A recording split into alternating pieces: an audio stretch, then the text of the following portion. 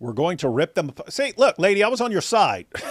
I'm not even joking. I didn't watch the clip. I just took a clip of Iranians saying Iranians are mourning and so on. And then the first thing, we're going to rip them apart.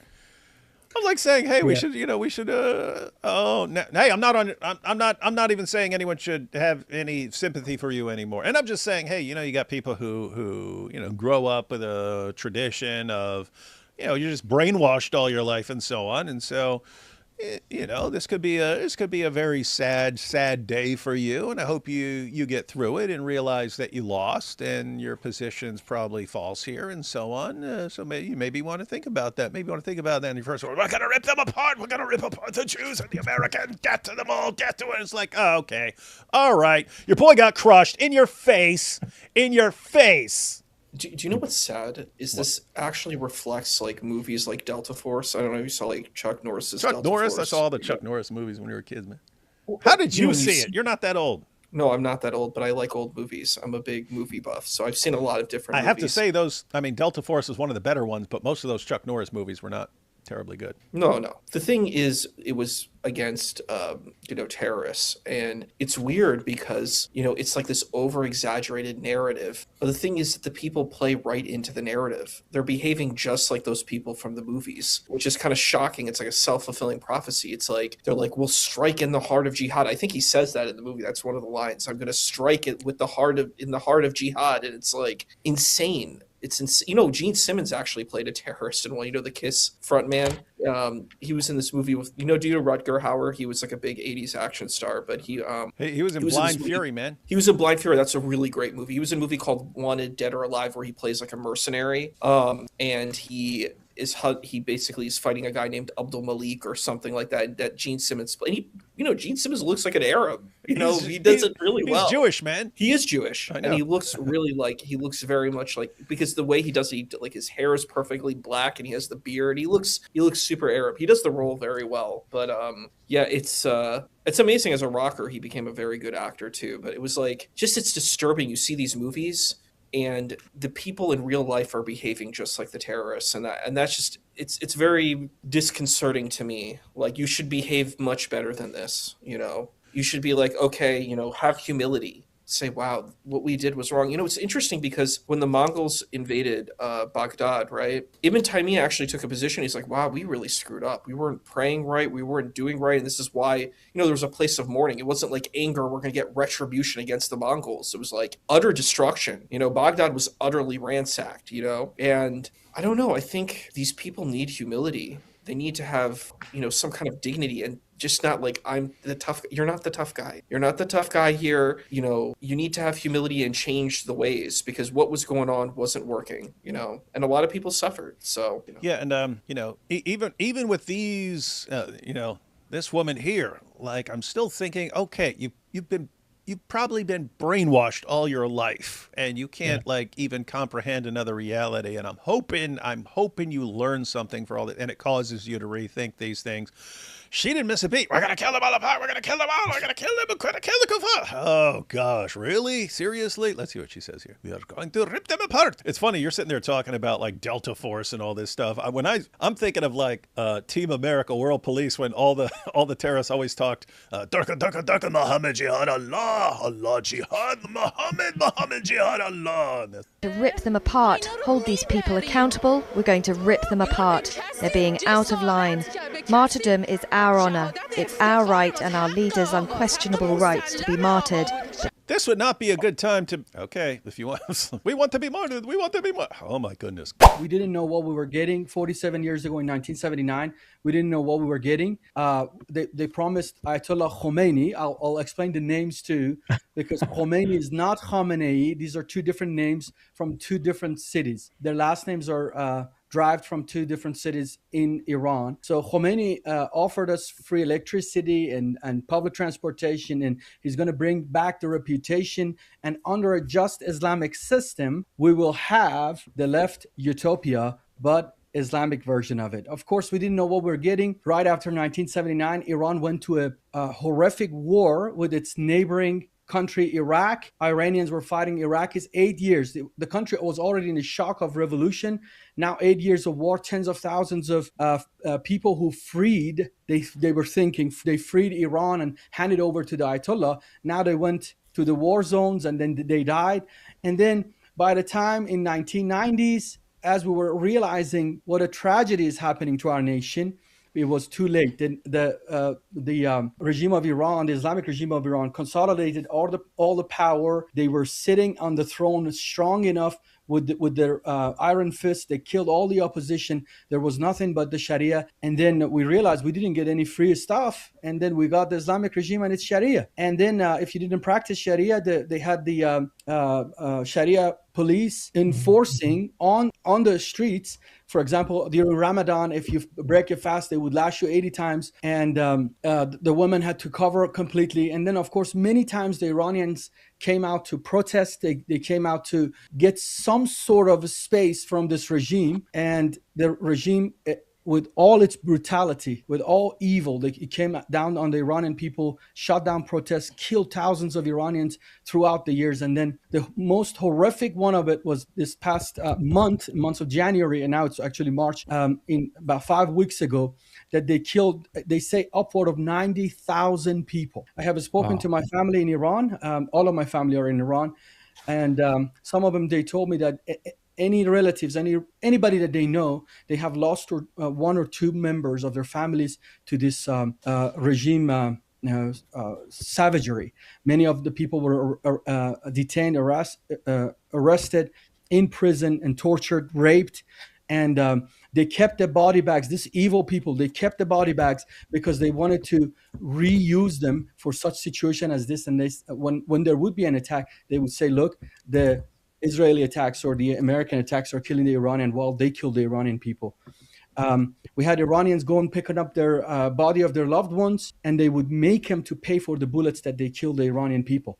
This regime is one evil, but thank God, finally, we had in 2009, we had the Green Movement, which Obama betrayed the Iranian people and sent pallets of, instead of jets, instead of B-2 bombers, they sent pallets of cash to Iran to earn their trust to bring them to the negotiation table. Look, just imagine how stupid a president could possibly be, negotiating with terrorists. And then that didn't work. And then 2023, we had Mahsa Amini, the girl that didn't wear her hijab, she was killed. Iranians came, and we had the same situation, and Biden was in power. And we were thinking, God, if Trump was in the power and something such as this would have happened, this would have been different. And now, see the difference. Trump told them that if you kill the Iranian people, guns are locked and loaded, help is on the way. It was a little confusing. We were losing hope because we're talking upward of 90,000 to 100,000 people have been killed by this regime last month. And the Iranians looked back. Where's the help that President Trump promised? Because they knew if he said help is on the way, it's going to come. Anyway, it took him a while. I know they have a lot of planning to do. I know there's so much things that goes into the details of this mobilization and all that, which we normal people can't comprehend. But thank God that they have arrived, and then they killed the head of the octopus that was in Tehran. This evil Ayatollah is killed. I promise you, upward of 90% of the Persians in Iran and diaspora, they are rejoicing it. This has been the best news to them. Imagine this person, just this past week, they were quoting chapter 2 of the Quran, I think it's verse 193 or 197. They were saying that Allah has commanded us to kill as many to get rid of the discord that is in the land. These people were killing us and quoting us the Quran. But now who's going to quote the Quran to them? So he joined his predecessor, whatever that word is. So Khomeini was the original Ayatollah, and Khamenei, which died last night, he was the person who replaced that guy. Which they outdid one another in evil. And thank God for President Trump. CIA gave him. I looked at to see who did what. CIA gave him the intel, and the one Israeli pilot shot him and killed him. And not only he's dead, his son, his daughter-in-law, and 30 some member of the cabinet, pretty much the the Islamic Shia think tank is obliterated, and that is good news. If you're an American, if you're a Westerner, if you're a Christian, if you're from Israel, wherever you're watching, you should be rejoicing. And this is a new day. Sorry to talk too fast and too much, but this is just. I'm so excited. I haven't been sleeping two nights now. It's been Wow. 2/3 of the Iranians don't believe in Islam. Out of the 75,000 mosques, 50,000 closed in 2023. And in 2026, the Iranian protesters, they were burning down the mosques and the shrines and the Islamic symbols. They are done. Brothers and sisters, the Persian people are done with the evil of Islam, and they're already moved on from it. Now tell us what's next. Who's going to fill the vacuum? There would be no vacuum. We have the prince. He is very much a democratic leader. He talks about being pro-Israel, pro-America, and pro-Christians and minorities. Oh. He has openly talked about it. Many people believe that he's even an ex-Muslim, Christian. Many people. Today, a Christian pastor was praying for him for godly wisdom, and he was standing there humbly with a bow head and closed eyes, listening to those prayers. We have the replacement. He has a plan to replace this regime. Just keep praying that nobody talks about ceasefire. We don't want ceasefire. We don't want none of that. We want this regime to cannot find holes that they hide in it, because Iranians are done with it. Persians are done with it. We're ready to move on from Islam to replace this with something much more open that is going to benefit everybody. The fastest growing evangelical church is inside Iran. This is true. We're working with them. We have underground churches everywhere. Every little town, cities, villages, there is underground churches in it. And the Iranian underground church is going to come on the ground by the grace of God. The United States intervening in places, because it's like, okay, if the United States is successful in taking out a regime and stuff, you don't want to be the regime that was installed by the U.S. There's always going to be like a shadow over you, and like, you know, you're puppets of the U.S. and so on. So kind of, I don't know, but at the same time, like this is a terrorist regime. They're like terrorist attacks all over the world that are all connected to these guys. So like, how do you navigate that? But like me and AP, we agreed. It's like, when you tell people, hey, people, you rise up and we've got your back. If you do not then have, you just made a promise. As far as I'm concerned, you made a promise. And if you don't keep that promise, they have no business trusting you ever again. So when when they didn't do anything, it was like, seriously? I mean, if you let them crush and kill all these people, like who's ever going to rise up again? You may have just helped the regime right there if they crush everyone and no one does anything. Truly came to that junction. President Trump truly came to that junction because he pushed himself up there. He said to the Iranian people, go on the streets, occupy the institution. And he said, help is on the way. And the Iranians believed him because they know who he is. He just says it and keeps his word. And they did. But I think he jumped the gun. I really believe that. When he said it, he didn't expect that amount of Iranians come on the streets and protest and get killed. I don't think they expected it and they were ready for it. But thank God, it doesn't matter. The Iranian families, the Iranian mothers who lost their loved ones into this, now they're celebrating. They already have forgotten what has happened, the tragedies. We have families in Iran have lost fathers, mothers, sisters, brothers, sons to these many relatives. I have Iranian believers that have told me they have lost their cousins, many people. And but now this event last night turned the tide, truly turned the tide, and now the hope is engaged in their hearts once again. So that's he was at that junction. I believe that with all of my heart. What you said is true, because if he would have not delivered, there would be probably it would have taken a generation to. I grow up thinking about martyrdom. I grow up thinking about being a sacrifice for the cause of Islam. That was my goal. I graduated high school. I was trained by the IRGC, Islamic Revolutionary Guard Corps, as a martyr. Part of our training was actually they took us to the border of Iran and Iraq, and then they said this is the holy ground watered by the blood of the martyrs, and they laid us in empty tombs and graves during the night to fight the fear of death. That was part of our training. When they tell you Muslim love death over as much as you love life as Christian, it is truth. We were thinking dying is the highest goal, highest value that you will ever earn as a Muslim. And then I was dreaming about this, praying to Allah to give me the honor to become like my uncle. Came back from my military service, talked to a friend of mine who was were identical in age. He's 3 days older than me. He was medically exempt. I was trying to get his name is Rasul, ironically means the apostle in Farsi. So Rasul, he was medically exempt. I was after I came back, I wanted to get caught up with him. I talked to him a few minutes. He said he wants to come out see me. And few minutes I realized Rasul has changed, and I couldn't exactly tell what was the matter with him. And then he said, Muhammad, I have become Christian. I said, what? Is Christianity something you become? I want you to consider what he did with a little more care, because now I just came out of IRGC. This is happening inside Iran. That's how much he cared for me. That's how much he loved me, to dare to tell me the truth. And he said that Jesus Christ has been sacrificed for you. He was beaten, bruised, cut. His precious blood was shed, and he gave up his life that you have eternal life. David, folks, when he told me that, something went right into my heart. I mean, it's like my heart was cut into two pieces, and I was just felt naked before a holy God, having nothing to offer.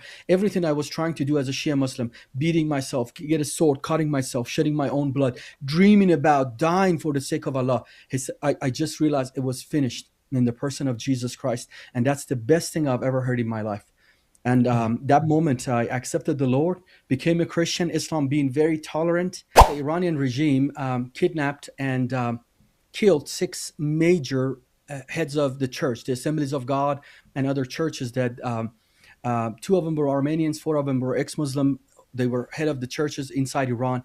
And they thought, the Islamic regime of Iran thought, when we decapitate the heads of the Christian movement of Iran, this is going to be done away with. They killed those people. Bishop Haik was the biggest leader at that time, the biggest name in that time. And then there was a ex-Muslim, Mahdi Dibaj, that the court of Iran, they marked him, and then they prosecuted him as an apostate, and he was on a death row. Bishop Haik leaked his documentation to the world. The founder of our ministry, actually, Abe Ghaffari, went in front of the Congress here in the U.S. and kind of advocated for Mehdi Dibaj. And then the international pressure, and they went under the light of the international pressure, the Islamic regime, that what are you doing? And this is absolutely evil. So they let Mehdi Dibaj go because of the international pressure. But unfortunately, later, he was killed. And Bishop Haik, he was kidnapped, and he was stabbed 26 times. They called themselves the anonymous soldiers of Mahdi.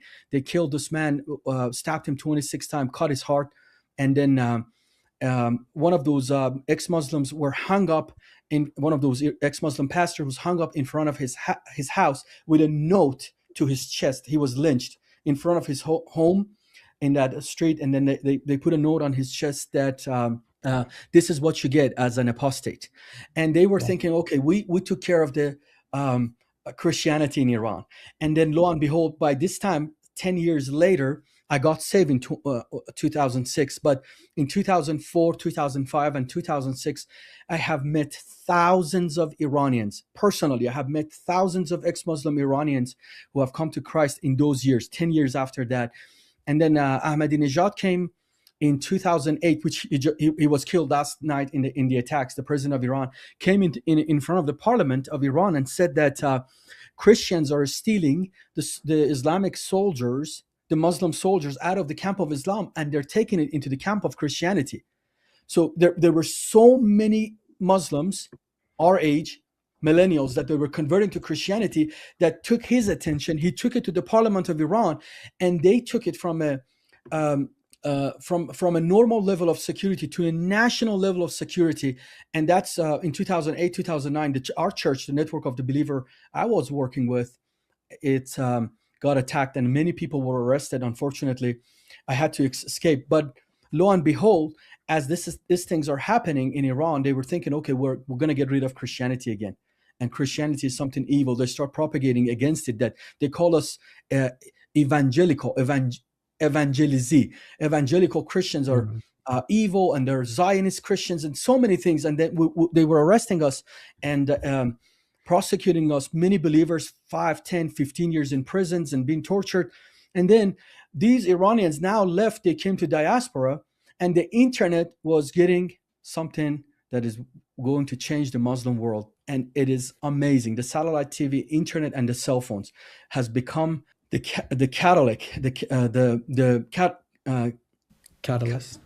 catalyst of the change to getting the message into the hand of the Muslims, separated from the peer pressure and scrutiny and that umbrella of monopoly that existed in Islam, that they controlled the mind of the Muslims. Now Iranians are hearing about Christ, and I'm telling you, brothers and sisters, the numbers are in millions. It is the most amazing movement. It is I call it the great exodus, the great walkaway. It is truly the tsunami of ex-Muslims who are leaving Islam and coming to the faith in the Lord Jesus Christ. And we will see it in this, whenever this regime falls, and then the Iranian Christians will come out, you will see the concerts, the worship concert that fill stadiums, 80, 100,000 Iranians going to worship the Lord in Iran. They want immunity, calling by the thousands. Oh, he's talking. I saw a news headline where he said people in the Iranian regime are asking for immunity and stuff, so that they want to work out a deal and so on. But hang on, let me back up a little bit. The entire military command is gone as well, and many of them want to surrender into saving their lives. They want immunity. They're calling by the thousands. Combat operations continue at this time in full force, and they will continue until all of our objectives are achieved. We have very strong objectives. They could have done something 2 weeks ago, but they just couldn't get there. There's no way that's on the teleprompter, guys. I think he has what's scripted on the teleprompter, and he just kind of riffs. He just kind of riffs off it. Some people improv. Say they're the strongest objectives, very strong objectives. If these objectives were a Marvel character, they'd be the Hulk because they're very strong. It's like, no one put that on your teleprompter, man. Come on. Earlier today, CENTCOM shared the news that 3 U.S. military service members have been killed in action. As one nation, we grieve for the true American patriots who have made the ultimate sacrifice for our nation, even as we continue the righteous mission for which they gave their lives. We pray for the full recovery of the wounded and send our immense love and eternal gratitude to the families of the fallen. And sadly, there will likely be more. Before it ends, that's the way it is. Likely be more, but we'll do everything possible where that won't be the case. But America will avenge their deaths and deliver the most punishing blow to the terrorists who have waged war against basically civilization. They have waged war against civilization itself. Our resolve, and likewise that of Israel, has never been stronger. America is now, again, the richest, most powerful nation in the world by far. But the only reason we enjoy the quality of life that we do and the freedom and security is we have done things that others are unable to do. But it's because of warriors who are willing to lay down their lives to do battle with our enemies. And they do battle better than anybody. An Iranian regime armed with long-range missiles and nuclear weapons would be a dire threat to every American. We cannot allow a nation that raises terrorist armies to possess such weapons that would allow them to extort the world to their evil will. Not going to let it happen. We're not happening to us, and we're not going to let it happen to others. The United States has the strongest military the world has ever seen. I rebuilt our military in my first term. There's never been a military like we possess. And frankly, there's nobody even close, but we are now using that military for good. We want to have it for good purpose. We're undertaking this massive operation not merely to ensure security for our own time and place, but for our children and their children, just as our ancestors have done for us many, many years ago. This is the duty and the burden of a free people. These actions are right, and they are necessary to ensure that Americans will never have to face a radical, bloodthirsty terrorist regime armed with nuclear weapons and lots of threats. For almost 50 years, these wicked extremists have been attacking the United States while chanting the slogan, "Death to America" or "Death to Israel" or both. They are the world's #1 state sponsor of terror. We are the world's greatest and most powerful nation, so we can do something about what they do. These intolerable threats will not continue any longer. I once again urge the Revolutionary Guard, the Iranian military, police, to lay down your arms and receive full immunity or face certain death. It will be certain death. Won't be pretty. I call upon all Iranian patriots who yearn for freedom to seize this moment, to be brave, be bold, be heroic, and take back your country. America is with you. I made a promise to you, and I fulfilled that promise. The rest will be up to you, but we'll be there to help. Thank you.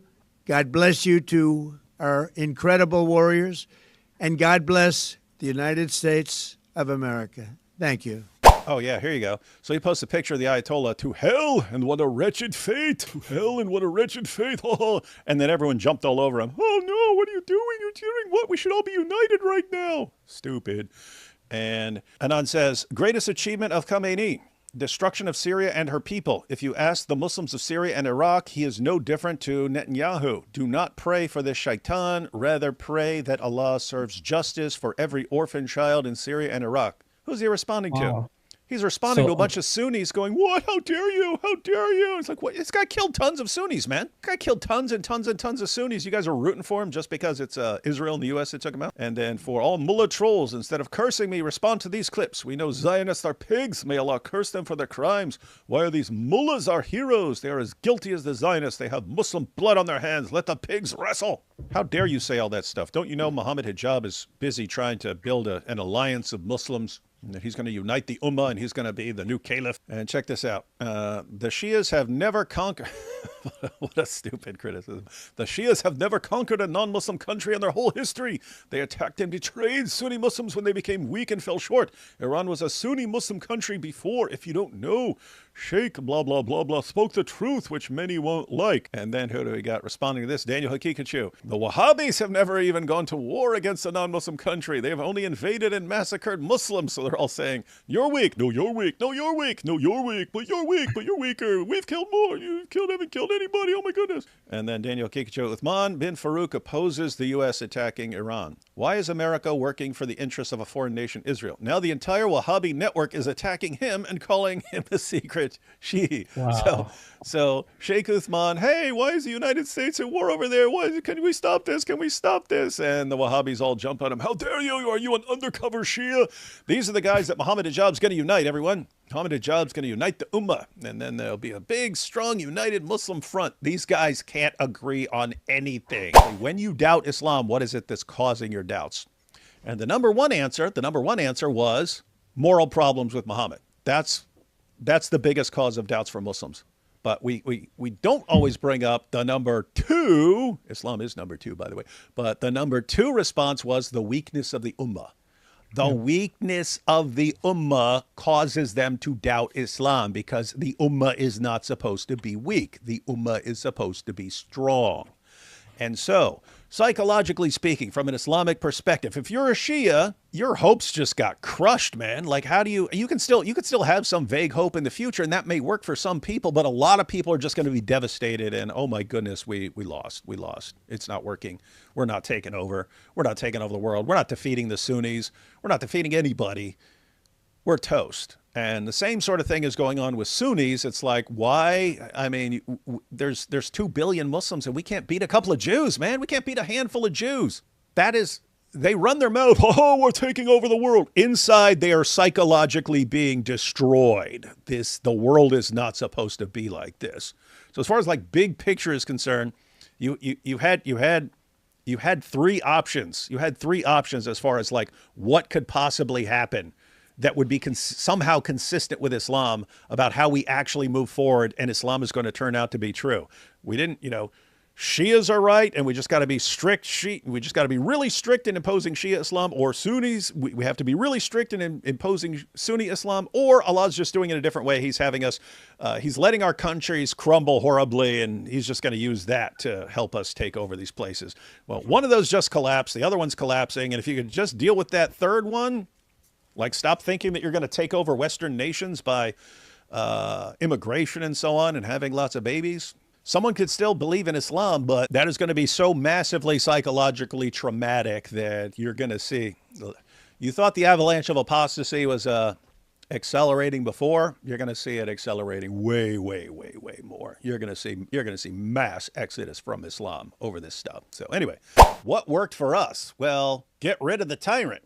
Get rid of that tyrant, King George, and then freedom and democracy will flourish. Get rid of the tyrant. Freedom and democracy will flourish. That's why, like, historically, we buy it every single time when people go, hey, can you please just get rid of this evil tyrant for us? And we go, yeah, what a great idea. And then freedom and democracy will flourish. And they don't realize, yeah, you did have some people in the country who wanted freedom and democracy, but you had other people who just want to take over, and they want someone else to take out the leader for them so that then they can, have their bloodbath. And so, good, just get rid of Saddam for us. What happens? Then you get rid of Saddam, then they start blowing up each other's mosques. It's like, wait a minute, you guys were just waiting the entire time to get rid of the leader so you could all jump into power and so on. Same thing in Libya, same thing in Syria. Western nations keep falling for that. And it doesn't work because you need a certain kind of population for this to work. If you're just going to take out a leader, you need a certain kind of population for this to work and so on. But we've been saying for a while, the place that looks like it would actually work or that has the best chance of it working looks like Iran. You had a bunch of people there who actually just are sick of all this stuff and would like a better government, and they don't want Sharia. And matter of fact, when a few years ago, when people were talking about regime change in Iran and so on, and just to be clear, I don't believe that Western nations should go in and make a government that's got to come from the people or something like that. If someone wants to take out an evil terrorist leader or something like that, you're not going to hear any objections from me. But it has to be the people who rise up and take control of their own government and so on. Oh, look how well that worked in Afghanistan. As if Iran and Afghanistan are quite similar. They're not, right? In Afghanistan, 99% of the population, at least of the poll from several years ago, 99% of the population want Sharia law as the law of the land. Well, what about all the people who objected to the Taliban? Well, they thought the Taliban was doing Sharia law wrong. They still want Sharia. It's just they don't want these guys. They think their version of Sharia is wrong. And so they want Islamic law, but not that version of it. Iran people don't want Sharia. Majority population don't want Sharia. They want something else. And so and they have a descendant from the royal family too. I'm not sure how to pronounce his name. I think it's Pahlavi or something like that. Like he's like from the royal family. So they're waiting for him to take leadership as well. So it's also someone like another Persian, not like some foreign invaders or something like that. So most places, taking out the leader, you're going to end up with a lot of disaster, even if the leader is an evil scumbag. And most of the leaders, like Saddam Hussein, Gaddafi, and so on, like evil scumbags. But sometimes the evil scumbags are doing something else, like keeping all the guys who want to go on a killing spree against other religious groups. Sometimes the evil scumbag is keeping them in check. In other words, you have Saddam, and then we take out Saddam and everyone starts blowing up each other's mosques. Well, those people were there. Why weren't they blowing up each other's mosques before? Because they were terrified of that guy. All of a sudden, you had the leftists, you had the socialists and the communists united with all the 12er Shia hardliners, and let's work together getting rid of this guy. And so they got rid of the Shah, he's gone, and then the Muslims killed the leftists and took power. And I'm saying that because that's the general pattern you see over and over again. The leftists align with the Muslims, and then, hey, we're all best buddies here. No, they're using you. They're using you until they get what they want. Stop being complete idiots. But anyway, so at first it's, yay, we got rid of the Shah. A ton of Iranians for various reasons, all united because they wanted to get rid of the Shah. Then they got rid of the Shah. Then the 12er Shias took over and so on. And over time, they continued losing more and more support from the people until the only people who remained supporting the regime were the 12er Shia extremists. Everyone else hated for various reasons, but everyone else hated them. And so the only people in Iran who were keeping the regime in power were the 12er Shia hardliners, which is why the regime could never compromise on like the hijab and so on. If the moment they would have compromised and said, okay, if you don't want to wear the hijab, you don't have to wear the hijab, they would have lost the only support they had left. And so they had to keep going.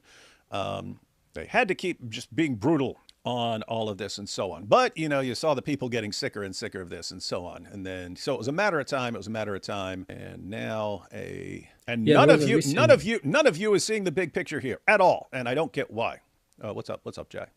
Oh, there was a recent video going around where there was like this girl who wasn't wearing the head covering, the hijab, and there was a woman trying to enforce it, and a bunch of women stood up around her, even ones wearing hijab, and they were like stopping her from enforcing the hijab. So you could tell people were just getting sick of this Islamic regime, like on like the ground level. Your everyday person was getting sick of it, and like I was just, you can see it all over X. There's like high school kids like celebrating that, the Ayatollah is dead and stuff like that. So it's like, it seems like the majority of people that we're seeing online. I think that's the problem, is there's going to be power vacuums, and people, they have to get out of that kind of American dream type of thing that if you just get rid of the so-called bad guy, everything's going to be good. There's a lot of people in the shadows who want power. Like we saw Daesh took power in a lot of these places, and you really don't want Daesh. And I honestly don't think I don't think people actually want Sharia. They might say it because it makes them look religious, but no one actually wants it. No one wants that rule because people ultimately want to have freedom. The thing is, they say they want it because it makes them look good, Well, they also lots of times think they want it because they think it's good. I mean, hey, this is a law laid down by Allah. You're a Muslim, right? So you want that? Yeah. Until you actually experience what it's like. You're like, get me out of here. Because they don't know what it is. It's just it's nice. It's just going to be, everything's pure. We're going to pray. We're going to fast. It's just going to be nice. You're right. It's either that or it's like, I'm looking good. But I don't think anybody, once they know what that kind of structure is, no one wants it. It. Yeah. And there was a city in Syria called Kobani, and it was like a Kurdish city, I think, or village or something. And once ISIS took over, like that, they like mostly left Islam and became Christians because they saw what the Sharia really was, what Islam really was. So a lot of people, when they see what Sharia really is, what Islam really is, that's what it takes them to leave Islam.